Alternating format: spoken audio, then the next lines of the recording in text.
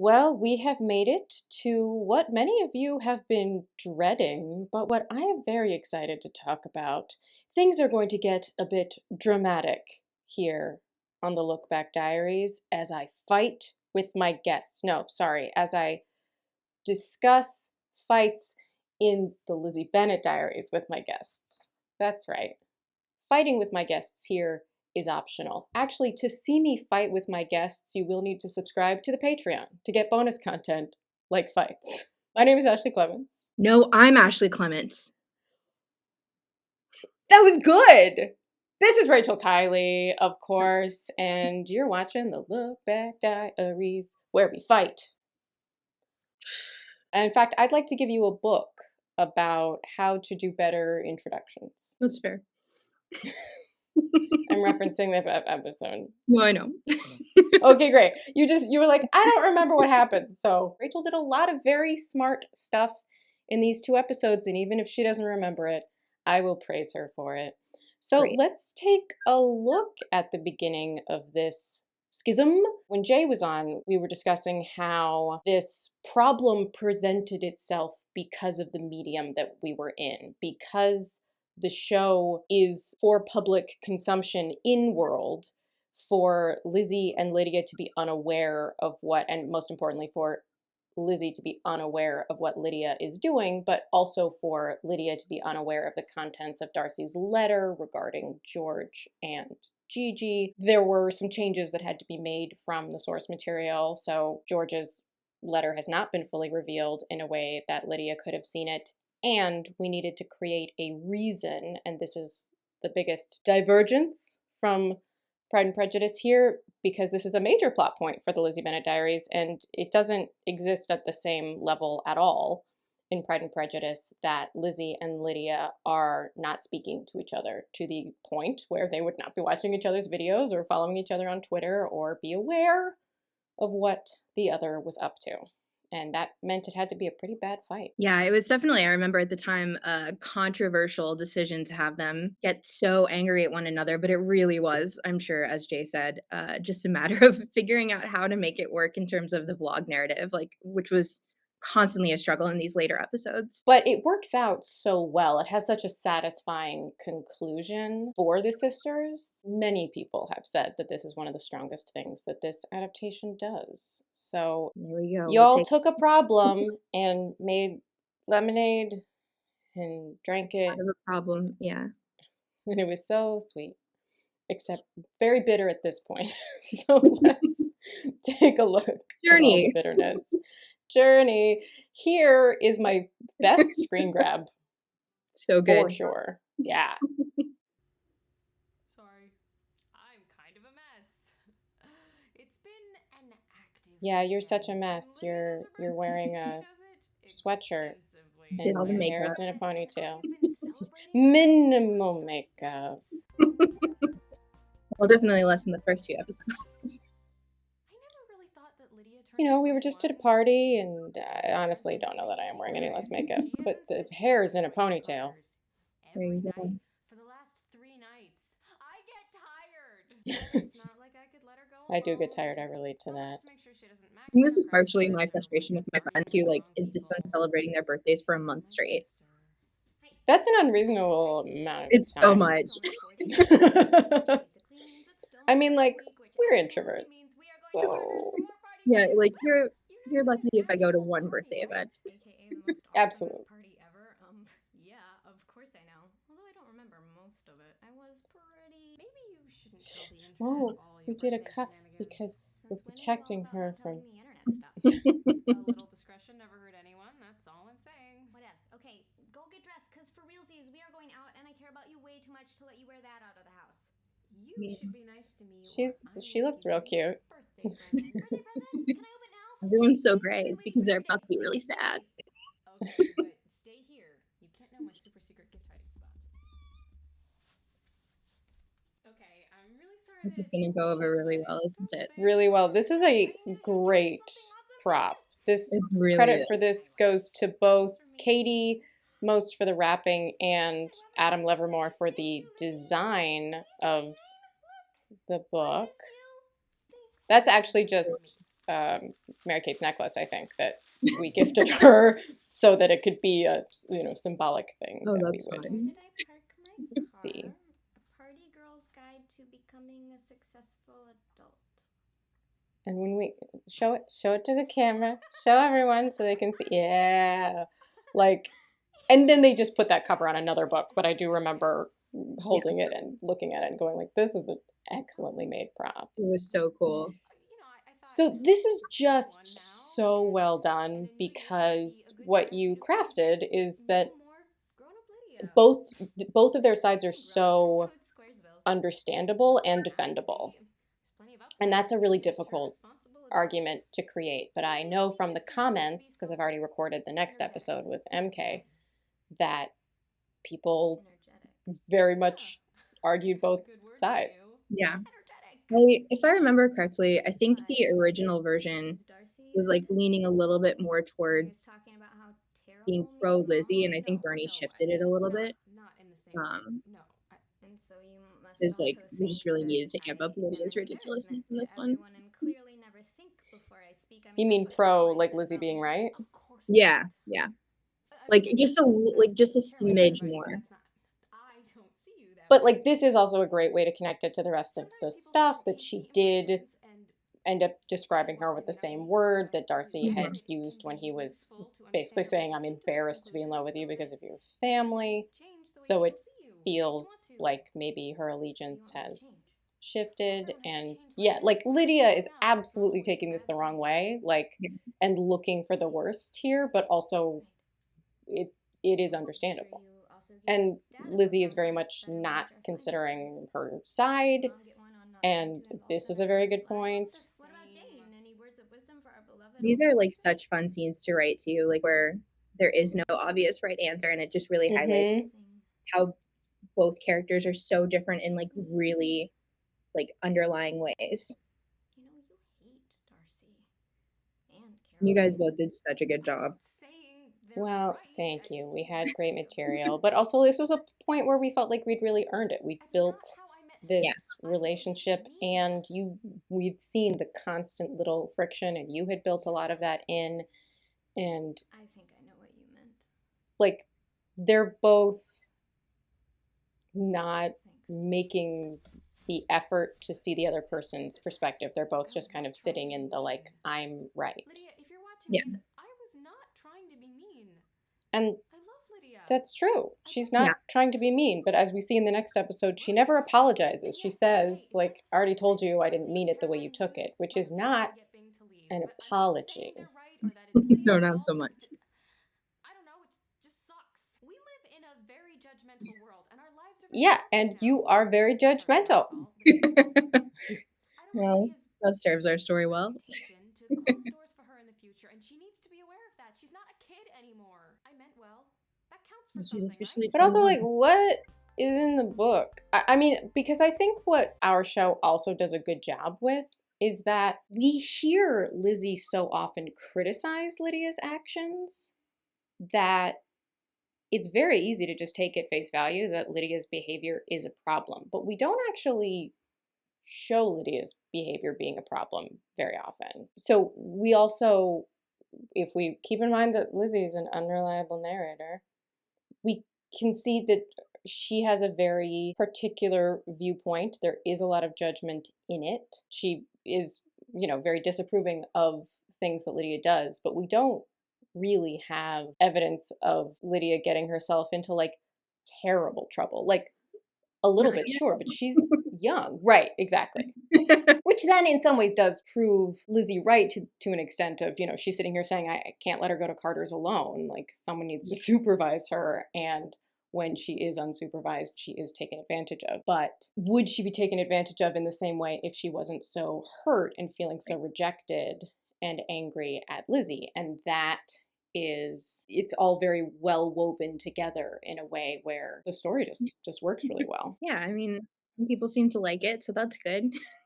Well, I mean, they're upset, but that means they're invested. And ultimately, they like the resolution. But a lot of people, while they really respect what happens in the Lydia Bennett in this next section, find it very difficult to watch, which is understandable.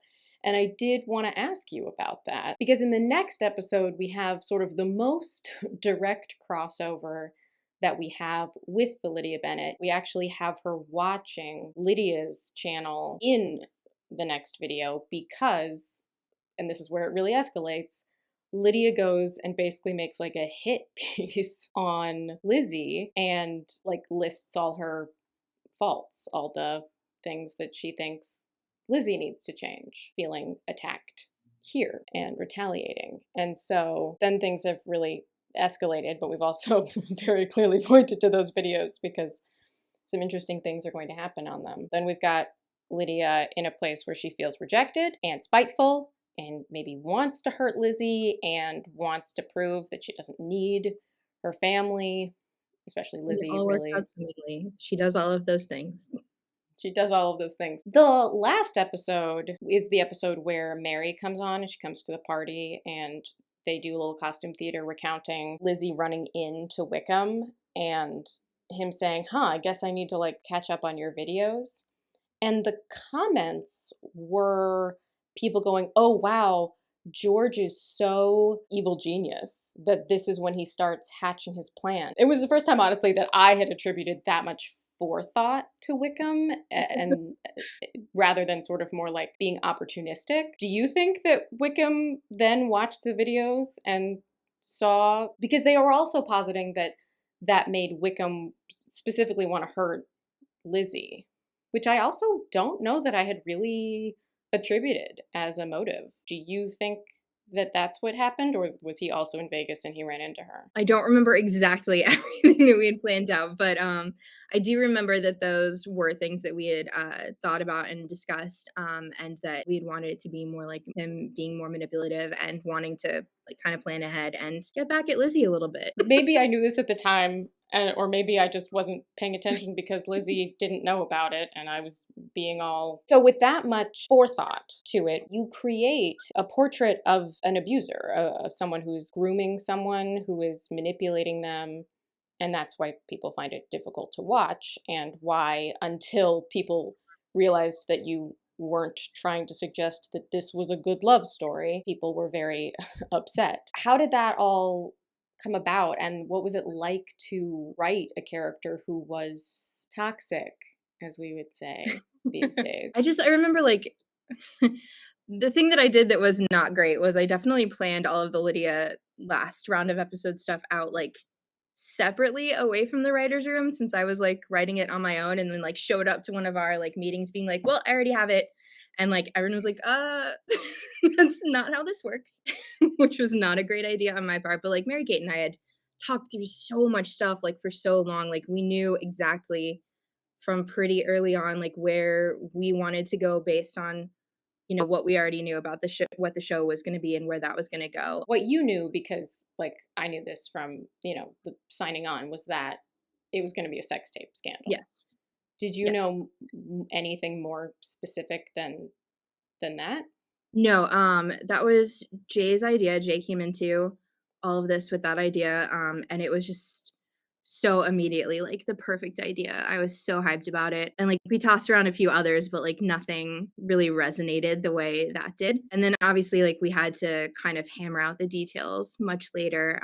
We didn't really do a ton of actual planning ahead until it was time for like our 8-episode block. So then you came up with your kind of map for it and then showed up to Yeah. the writers room, and then was there pushback? Did things need to change?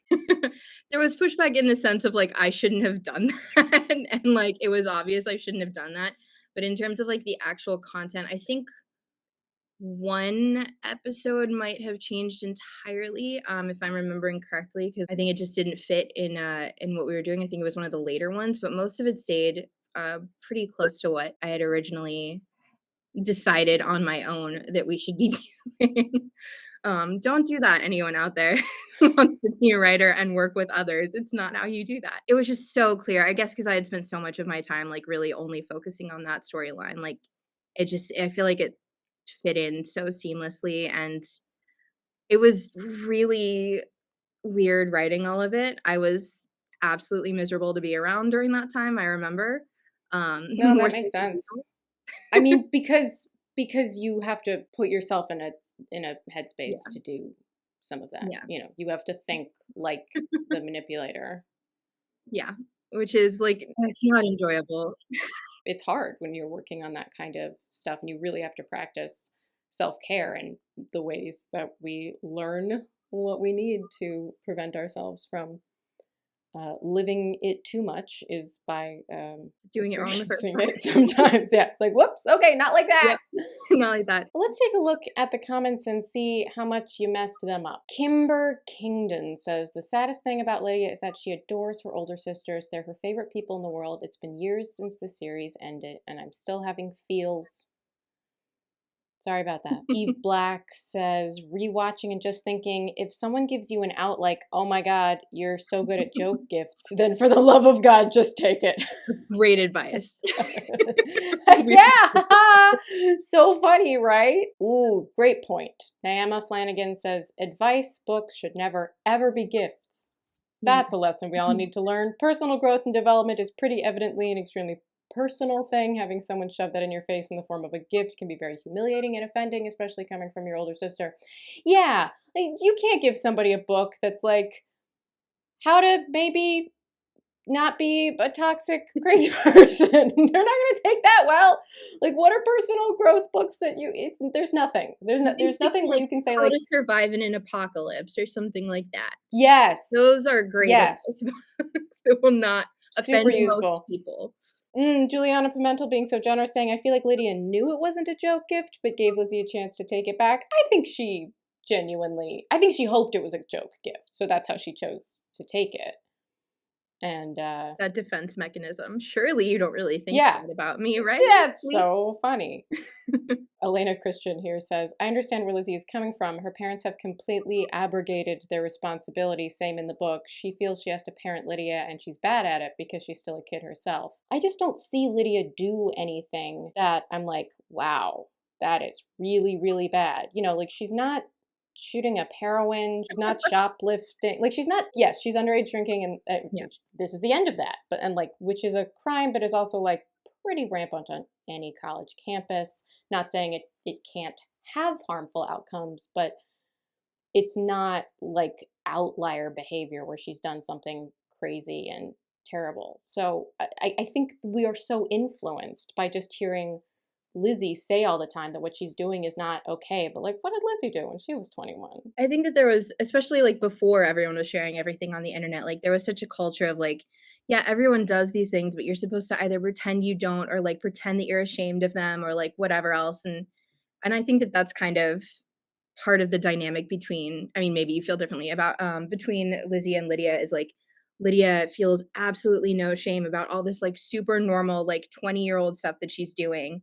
And I feel like Lizzie probably did a lot of it too, but wasn't as, yes, this is exactly who I am. This is great, like kind of about it, if that makes sense. I think Lydia is a very well written younger sister, and that when you have two older sisters who are very accomplished, to use a Jane Austen word, but they are, right? And they're Mhm. very high achieving, and she's less academic. Like that's kind of not her thing. But rather than anybody really trying to nurture, and this is maybe a lack of parenting, right? Rather than sort of try to help her find what her sort of direction or passion might be. Passion is supposed to be finding a husband, right? That's Right, everyone's right, right. That is everyone's passion. the only Exactly, parenting. exactly. It's the only. But there are a lot of people at her age who don't know what they want to do with their lives. Yeah. And that also doesn't even seem to be the criticism, right? The criticism isn't, well,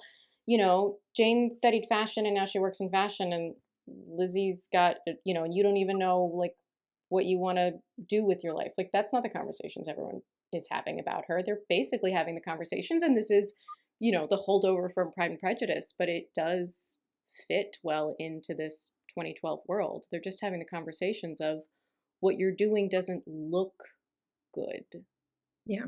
based on our standards. And I think it really, honestly, and this is also true for Jane Austen's time, but it highlights the double standards of what no one would bat an eye at if they were dudes. Yep. I don't think Lydia is a problem. Yeah, I guess now she's being pushed to a place where she's like, "Oh, you think I'm a problem? I'll be a problem. I'll prove it out, yeah. I'll show you." And we'll take a look at that next time. Rachel will be back to discuss the aftermath of what she wrought. Great.